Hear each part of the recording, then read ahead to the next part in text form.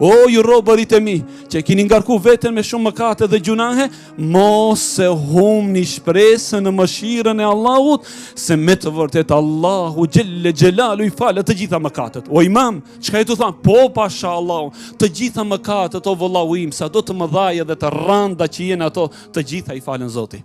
Edhe një bri plak një ditë tek pejgamberi sallallahu alaihi wasallam me shkopin në dorë, i ishte shtrëmbëru shpina, pa aq i plakur dhe i lodhur, dhe i tha: o Muhammed, pejgamberi sallallahu alaihi wasallam i tha: po urdhë filan.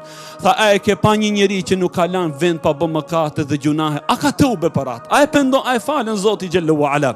Pejgamberi sallallahu alaihi wasallam siç e kishte kokën e ulur, ju kujtua ajeti Allahu xhallahu ala ku Allahu thot: wa rahmeti wasi'at kull shay. Me të vërtet mëshira ime ka kaplu gjithçka. La ilaha illallah.